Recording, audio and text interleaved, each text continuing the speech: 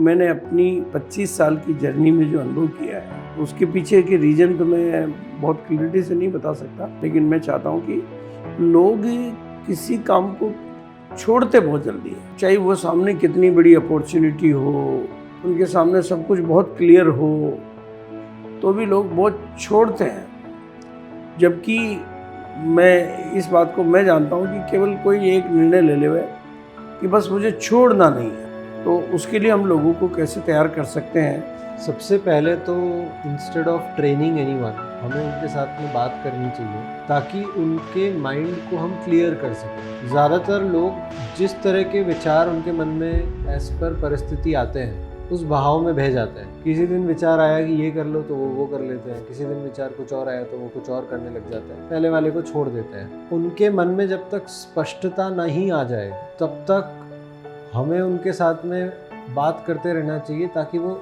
यहाँ से क्लियर हो जाए। क्योंकि हमारे सिस्टम में परिवार इतना बड़ा होता है कि बातचीत मतलब पर्सनली मैं करोड़ों लोगों से कर सकूं ऐसा संभव नहीं, कोई नहीं कर पाता है, क्योंकि सब अपने अपने घरों में होते हैं, अपनी अपनी लोकेशंस पे होते हैं, वो सिस्टम तक नहीं आते हैं। हम तो हमारी कोशिश तो पूरी रहती है कि हम उनके साथ बातचीत करें। बल्कि मैं तो सबसे पहला काम जो करना चाहता हूँ, लोगों को जो कहता हूँ, मतलब मैं मेरी तरफ से कि 2 काम करो आप। एक तो अपने डर जितने भी हैं वो मेरे को दे दो आप, क्योंकि अपने काम में डरने वाला तो कोई मतलब दूर दूर तक डरने जैसी तो कोई चीज़ ही नहीं है। तो डर मेरे को दे दो ताकि आप निडर हो पाओ और ताकि आप लीडर हो पाओ, क्योंकि बिना डर के साथ कोई चीज़ें सीखने में आएगी नहीं। और कोई चीज़ें डर मतलब एक तरह से अंधेरा दिखाता है, और डर छोड़ोगे तो उजाला दिखेगा। एक्चुअली में अगर हमें चाहिए कि बहुत ही क्लियर या बहुत ही डेडिकेटेड लोग हमारे साथ में आए या लोग डेडिकेटेड हो जाए हमारे साथ आके, तो उसके लिए हमें एक एंट्री बैरियर लगाना चाहिए। नहीं, एंट्री बैरियर तो हम लगा नहीं सकते। हाँ, वो तो पॉलिसी में हमारे कंट्रोल की बात नहीं है। ओके। तो जो भी लोग हमारे साथ में आ रहे हैं वो हमारे साथ आने की वजह से डेडिकेटेड हो जाए, उसके लिए हमें उनके साथ में एक ट्रेनिंग का सिस्टम फॉलो करना चाहिए। क्योंकि अगर वो प्रॉपर ट्रेंड होंगे तो फिर जिस चीज़ में मेरा इन्वेस्टमेंट होता है ना, मैं थोड़ा सा भी इन्वेस्ट अगर उसमें करता हूँ ना तो वो मेरे को लंबा इन्वेस्टमेंट करा ही देता है अपने आप। मैंने थोड़ा कर दिया तो मैं ज़्यादा कर देता हूँ। वेरी गुड आइडिया, अच्छा आइडिया। तो अगर मैंने किसी चीज़ में थोड़ा इस लाइन को थोड़ा सा रिपीट मैं भी करना चाह रहा हूँ। हाँ, अगर मैंने किसी का थोड़ा इन्वेस्टमेंट करवा लिया, हाँ, मतलब मैं इन्वेस्टमेंट ट्रेनिंग मोड में करा रहा हूँ, ऐसा नहीं, तो वो फिर आगे के इन्वेस्टमेंट के लिए तैयार हो जाता है। हाँ, इसका मतलब है कि मुझे उससे ट्रेनिंग में, मैं पैसे की बात नहीं कर रहा हूँ, हाँ, ट्रेनिंग में समय में छोटी छोटी हाँ करवानी पड़ेगी, तो वो बड़ी हाँ करने के लिए तो अपने आप ही तैयार। बिल्कुल बिल्कुल, नहीं मेरे को समझ में आ रहा है, मैं क्लियर हो रहा हूँ। मैं तो लोगों को एक बात कहता हूँ कि तुम सिर्फ कुछ मत करो, हाँ, दूध और पानी की वाली दोस्ती कर लो।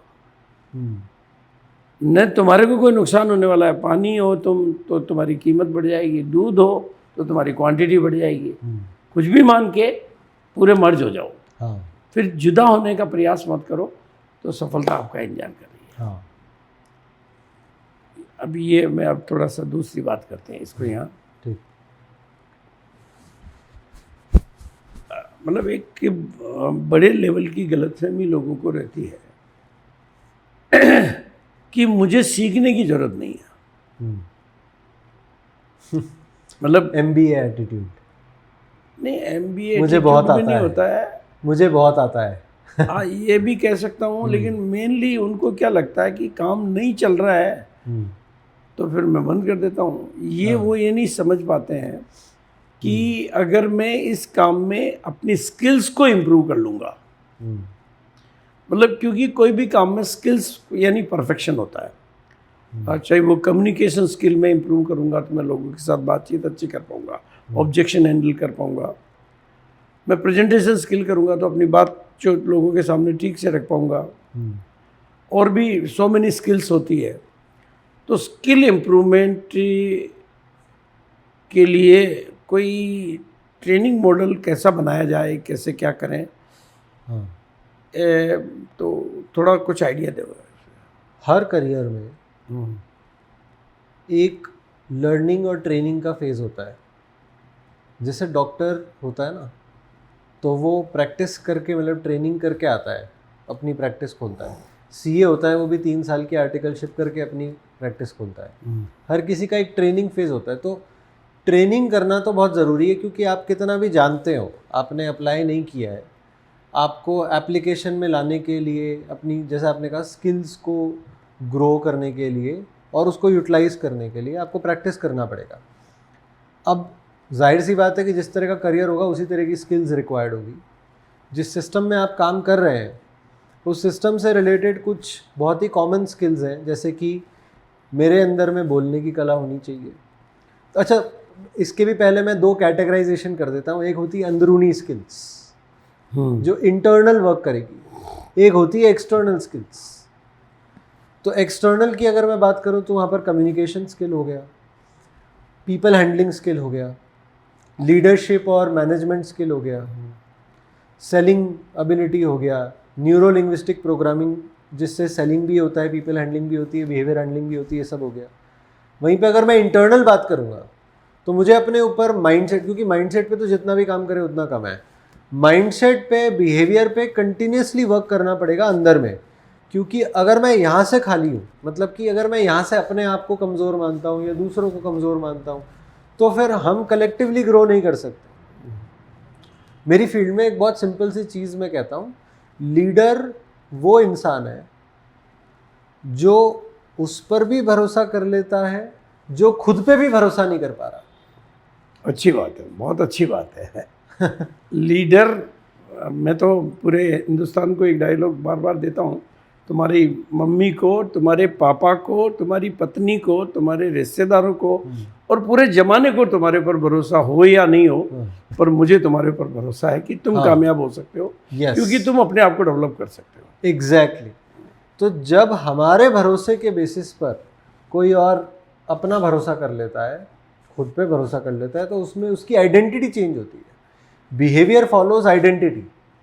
आइडेंटिटी बदलेगी कि मैं कर सकता हूँ, तो फिर बिहेवियर में भी आएगा कि वो एक्शन करेगा। पर क्योंकि कोई लीडर, नाम के लिए टैग लगाने के लिए तो कोई भी लीडर का टैग लगा सकता है, पर असल में लीडर तो वही होता है जिसके अंदर में लीडरशिप कैरेक्टरिस्टिक हो। और वो तो बस ऐसे ही किसी भी लेवल पे पहुंच जाने से नहीं आती, उसके लिए ट्रेनिंग करनी पड़ती है, हमारे अंदर में ही होती है, पर हमें उसको निकालना तो पड़ेगा। हाँ, जागृत तो करना पड़ेगा। बिल्कुल बिल्कुल, वो तो करना पड़ेगा। तो वो जागृत करने के लिए एक लीडरशिप ट्रेनिंग, माइंडसेट ट्रेनिंग करना ज़रूरी है। बिल्कुल, ट्रेनिंग भी मेरे ख्याल से रेगुलर चाहिए। रेगुलर लर्निंग, रेगुलर ट्रेनिंग, ये एक प्रोसेस है, क्योंकि माइंड इधर उधर होता रहता है। यस, बिल्कुल है।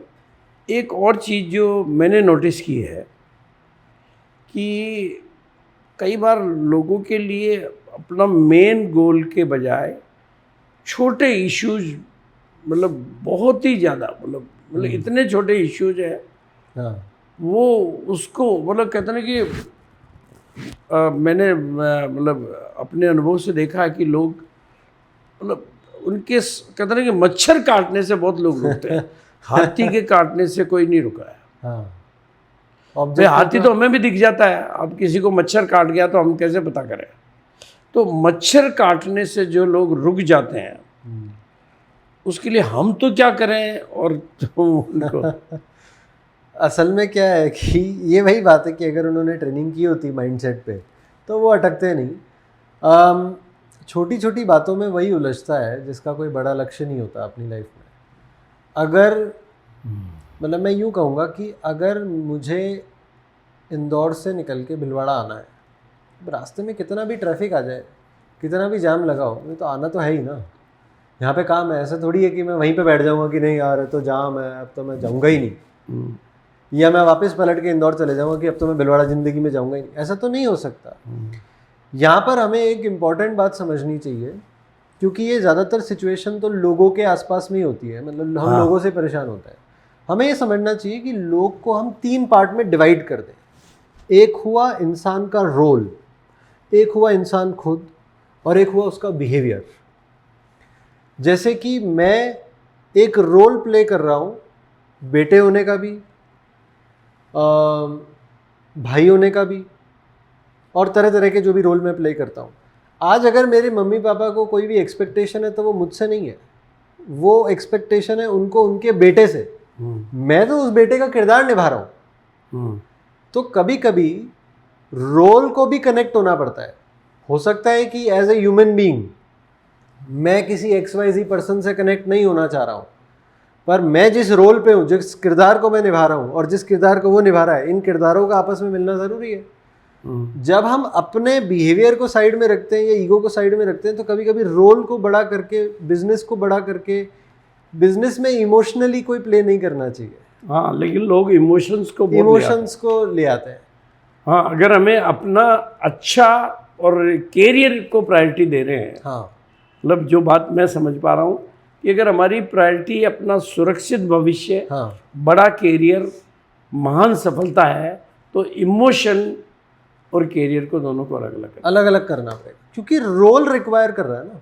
हाँ, आज अगर मान लीजिए कि उदाहरण के तौर पे भारत का कप्तान, भारत के क्रिकेट टीम का कप्तान भारत के कोच से नाखुश है, हाँ, पर रोल रिक्वायर कर रहा है कि दोनों आपस में काम करें। हाँ, तो पर्सनली मेरे कितने भी उससे परेशानी हो, रोल रिक्वायर कर रहा है कि भारत को जिताना है तो हमें साथ में काम करना है। हाँ, अदरवाइज तो अपने आप को पीछे करके रोल को बड़ा करना पड़ेगा वहाँ। तो ये इमोशनल हैंडलिंग की भी उनकी ट्रेनिंग होती होगी। हैंडलिंग, हाँ, ट्रेनिंग होती है कंटिन्यूसली, साइकोलॉजिकल ट्रेनिंग। इनके पर्सनल साइकोलॉजिस्ट होते हैं एथलीट्स के तो, बट लीडर्स को भी, आज कितना भी बड़ा लीडर हो, मार्क ज़करबर्ग हो गया जो फेसबुक का फाउंडर है, या हम स्टीव जॉब्स की बात करें, या जो पहले एप्पल के फाउंडर थे, को फाउंडर थे, हर किसी का अपना अपना एक पर्सनल बिहेवियरल लीडरशिप ट्रेनर होता है, एक कोच होता है जो उसके साथ में होता है। अब वो इतने बड़े लेवल पे तो नहीं सोच रहा कि यार मुझे तो बहुत आता है, मैं क्या, मुझे कौन सिखाएगा, ये मेरे से बड़ा थोड़ी है। क्योंकि हम किसी चीज़ में बड़े हैं, वो किसी चीज़ का एक्सपर्ट है जो हमें सिखा सकता है। मैं हर एक चीज़ में तो एक्सपर्ट नहीं हो सकता ना। मुझे बल्ब बनाना आता है पर मुझे तार जोड़ना नहीं आता, ऐसा हो सकता है ना। तो तार जोड़ने वाले को इमोशन अलग चीज हो गया और कैरियर अलग चीज हो गया ना, अलग चीज। तो emotional handling is the separate matter. हाँ, और कैरियर हैंडलिंग, मैं एक अच्छा लीडर हो सकता हूँ, हाँ, पर इमोशनली तो मैं कमजोर हो सकता हूँ, अच्छा वक्ता हो सकता हूँ, हाँ, अच्छा नेटवर्कर हो सकता हूँ, अच्छा कुछ भी हो सकता हूँ, हाँ, पर इमोशनली मैं कमज़ोर हो सकता हूँ। और इमोशनली कमज़ोर होगा तो नुकसान कर ही दूंगा। लेकिन इमोशनल कमज़ोरी मेरे कैरियर को ख़राब कर रही है और मैं उससे बाहर नहीं आ पा रहा हूँ। हाँ, तब क्या करना चाहिए? इसकी तो खैर प्रॉपर ट्रेनिंग ही करनी पड़ेगी। शॉर्ट में इमोशनल हैंडलिंग कैसे इम्प्रूव करना है वो तो बताना पॉसिबल नहीं है, या कोई उस पर एक्शन नहीं कर पाएगा। इसकी एक प्रॉपर ट्रेनिंग होती है जिसमें हमें सबसे पहले स्टेप नंबर 1 आइडेंटिफाई करना चाहिए कि हमारे ट्रिगर पॉइंट क्या है। मुझे जब तक प्रॉब्लम नहीं पता होगी मैं सॉल्व क्या करने जाऊँगा। ट्रिगर पॉइंट आइडेंटिफाई करने के बाद में उस पर हमारा माइंडसेट रीफ्रेम करना चाहिए। इस पर काउंसलिंग होती है। रीफ्रेमिंग के बाद में हमें एक एक्सरसाइज करनी पड़ती है जिससे हमारी एक सोचने की आदत में बदलाव आता है। हम नहीं देखते, कुछ लोग हमेशा ही सकारात्मक सोच लेते हैं पर कुछ लोग नकारात्मक दृष्टि ज़्यादा रखते हैं। तो हमारी भी परमानेंटली सकारात्मक दृष्टि हो जाए या ज़्यादातर समय में ऐसी रहे, उसके लिए हमें उसकी आदत डालनी पड़ेगी, प्रैक्टिस करनी पड़ेगी। वो करने के बाद में जब हम एक्सटर्नल स्किल्स को अप्लाई करेंगे, चाहे कम्युनिकेशन हुआ, स्ट्रैटेजी हुआ, पीपल हैंडलिंग हुआ, तो वो हम बेहतर कर पाएंगे। क्योंकि मैं यहाँ से क्लियर हूँ ना, मैं एक लाइन में इसको समराइज़ करता हूँ कि मैं कितना भी अच्छा स्पीकर हूँ, मुझे बोलना बहुत अच्छे से आता है, पर मैं बोलूँगा तो यहीं से ना, यहाँ जो आएगा वही निकलेगा। अगर यही खराब है, यहीं पर दिक्कत है, तो मैं बोलना कितने कंटेंट नहीं निकलेगा, सारा कंटेंट इमोशन के नीचे चला जाएगा। राइट, इमोशन एक्चुअली में बहुत बड़ा रोल प्ले करता है। मतलब इमोशन इतनी इफ़ेक्टिव चीज़ है हाँ, कि कई बार वो बड़े बड़े खेल को बिगाड़ देता है। हाँ, भाई हिंदुस्तान पाकिस्तान के बीच में क्या इमोशन ही तो है। इमोशन ही है, बिल्कुल इमोशन। पर अगर हम देखें कि बियॉन्ड द गेम, और दोनों कंट्रीज का लॉस हो रहा है। हाँ, पर अगर हम मैदान के बाहर देखेंगे तो प्लेयर्स आपस में कनेक्टेड है, दूसरे से दोस्ती है, प्लेयर्स के बीच में कोई मनमुटाव नहीं है। ये एक स्पिरिट ऑफ द गेम है कि अगेन रोल वाली जो बात नहीं, कही, ऐसा नहीं है, मेरे ख्याल से उनकी इमोशनल पावर बहुत बड़ी होगी, पावर इसलिए वो उस चीज़ से ऊपर उठ के हाँ, क्योंकि वो रोल तो रिक्वायर कर रहा है कि हम बिल्कुल टक्कर का नहीं, मुकाबला otherwise तो करें। खेलना संभव ही नहीं है। हाँ, क्योंकि वो यही कर रहे हैं, वो सेपरेट, वो प्लेयर के साथ खेल रहे हैं, दुश्मन के साथ नहीं। दुश्मन के साथ नहीं खेल रहे। वेरी गुड, बहुत बड़ी बात है, मतलब बहुत बड़ी बात है कि जिस कंट्री, मतलब जो दर्शक है वो इसलिए देख रहे हैं कि इमोशनल, हाँ, उनको इमोशन, लेकिन प्लेयर है वो गेम खेल रहे हैं, वो इमोशन से नहीं, वो इमोशन से नहीं खेल रहे। जो इमोशनली कंट्रोल्ड हो गया वो तो हार जाएगा, वो तो वैसे ही हार जाएगा, हाँ, जो इमोशन के दबाव में आ गया वो तो हार जाएगा, वो तय नहीं। समझ में आ गया आज मेरे को। हाँ। इमोशन से बच के रहना चाहिए, मतलब इमोशन से अपने कैरियर को, अपने काम को ऊपर बढ़ाना चाहिए। लोग क्या मान लेते हैं कि ये इंसान मेरे साथ जानबूझ के ऐसा कर रहा है, मेरे साथ कैसे कर दिया इसने जानबूझ के ऐसा। असल में हमें ये समझना पड़ेगा कि लोगों के ऊपर में उनके बिहेवियर का भूत सवार है। हाँ, लोग अपने बिहेवियर के कंट्रोल में जी रहे हैं, बिहेवियर उनके कंट्रोल में नहीं है। हाँ, बिल्कुल बिल्कुल, राइट राइट राइट। तो अगर उससे हो भी गया ऐसा तो वो जानबूझ के कर ही नहीं सकता, क्योंकि उसके कंट्रोल में ही नहीं है वो। बिल्कुल, बिहेवियर के कंट्रोल में जीने का मतलब है कि हम ही हमारे गुलाम हो गए। हाँ मैं बिहेवियर का गुलाम हो मैं गया, बिहेवियर का गुलाम तो जब मैं गुलाम हो गया तो बड़ी मंजिल कैसे मिल सकती है।